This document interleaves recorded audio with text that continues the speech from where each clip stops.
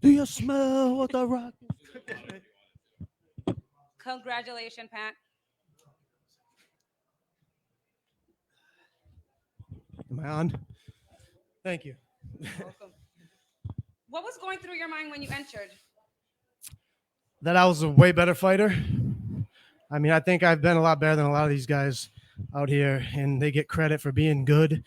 No disrespect. I mean, I respect anyone who steps in the cage, but for a long time, I think a lot of guys in New England, they don't fight nobody, and they get good records, and they go, "Oh, this guy's they got me ranked like 10th or some bullshit." It's like I'm better than all these fucking guys. I lose fights to guys Bellator, Roman Falardo's, fucking Danny Madrid, big time guys usually. I lose to guys all over the country. These guys fight a bunch of New England cans, and then they get good records, and they think they're better than me. They're not. So that's what was going through my mind to show that I'm miles ahead of most of these guys. Now, I know somebody mentioned that you were expected to lose by armbar. Were you thinking of maybe getting him in an armbar? I was thinking of pounding him until the ref pulled me off. That's what I was thinking. How was your fight camp? One of the best camps I've had in a long time. I was able to focus. I mean, it's a give and take. I spent a lot of time during this camp, a lot of time training because I needed to win for myself. I needed to make sure I won. It's a tough balance. I'm a family man. You know me. I have a family. I have kids. I work. I have a house. I got bills to pay. So it's very stressful for my family when I'm away all the time. So it's a tough balance. So a lot of that emotion had to do with that, and just the type of commitment it takes to win and be a good fighter and still try to be a family man. And it's been wearing on me. I had a crazy fucking year. I've had crazy personal life in the last year or so. So I was just a little emotional after the fight. But the camp was fantastic. And when I do have a good camp and actually really put in the time, these guys can't fucking touch me. They're not even close. Now we have, since we're going live, we have a message from Brett Casey, Oh, Marty hey. Snoozman, He's gonna Um, talk shit. and then Cage Titans put some respect on the last name, and then Certified Bum. I mean, I'm not going that far, but Brett's a colorful guy, so he always squeezes his way and everything. So, I love you, Brett. Get your ass into training.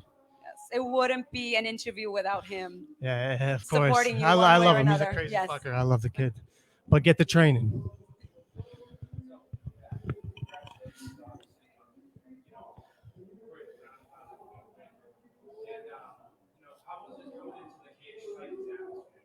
It was awesome. I know I was talking a lot of shit and screaming a lot of expletives, but it's nothing against Cage Titans. The venue was great. Mike treated me well. He put me in a nice hotel. I enjoyed it. I enjoyed the atmosphere here. I knew I was going to be getting booed and all that, which I expected. You know, I fought a hometown guy. Cage Titans is a great promotion. They've always kind of been on my radar. I was always fighting for Premier, and I think sometimes guys play the game of protecting their fighters. You know, especially guys at 70, they want to fight nobody. I think for a long time they didn't want their people to fight me. I mean, they might say it's not true, but it seemed like it was because you can ask Jason Franklin, one of my coaches. He's for years we say yes to everybody for the most part, unless there's something going on with a conflict. But he always says, whoever you got, Pat, to fight him. So, I think people smelt a little blood. They thought I lost some fights. They thought maybe I was losing it a little. But if I'm right, nobody in New England's beat me.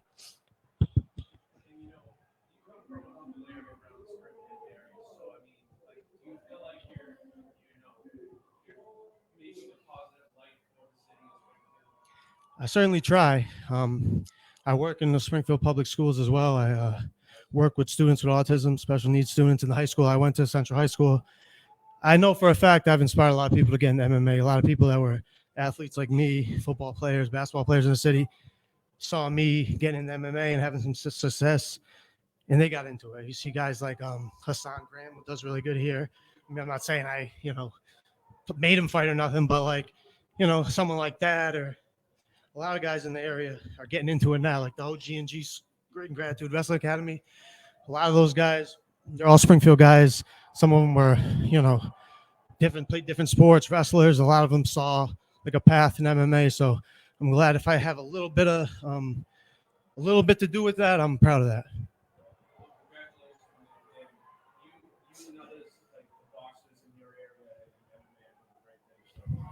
Thank you. Thank you very much.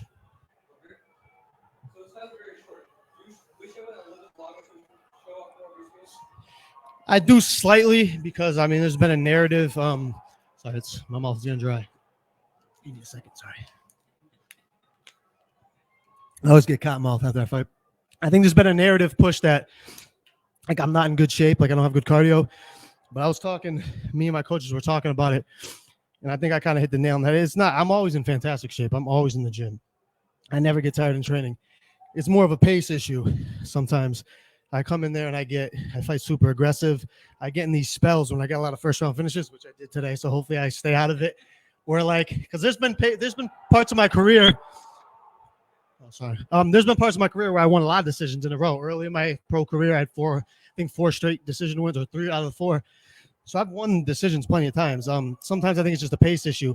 I'm so anxious to conflict pain and violence and be exciting and explosive that sometimes when guys are seasoned, they get out of it.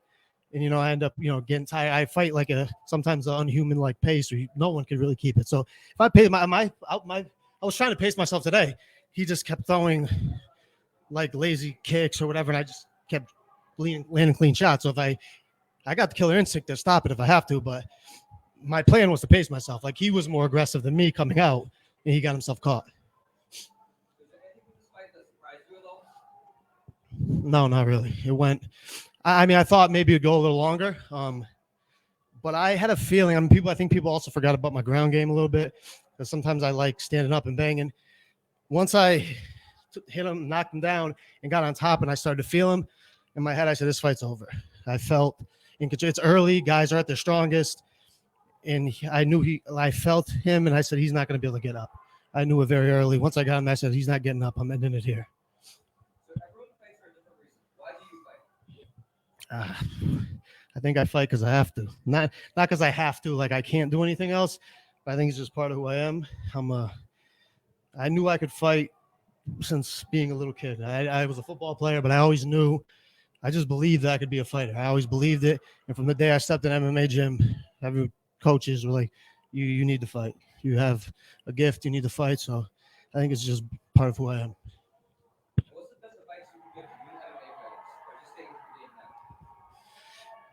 A little loyalty to your team.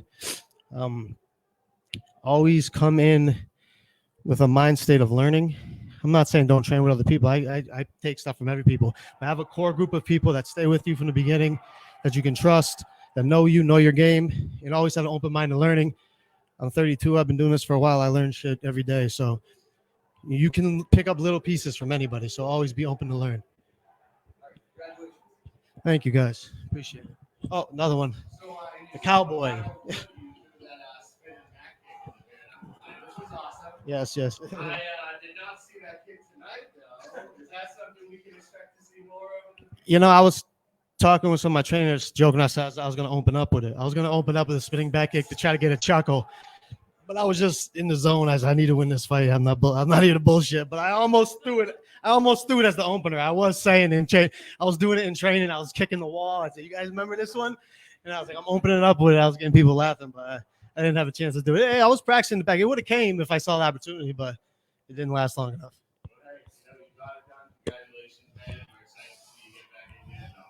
Thank you, guys. Thank you to Cage Titans and Mike for having me. Appreciate it. And respect to Lozon and his team and Davis and all them guys. No disrespect to nobody. Appreciate you having me. Thank you so much. Yeah. Okay.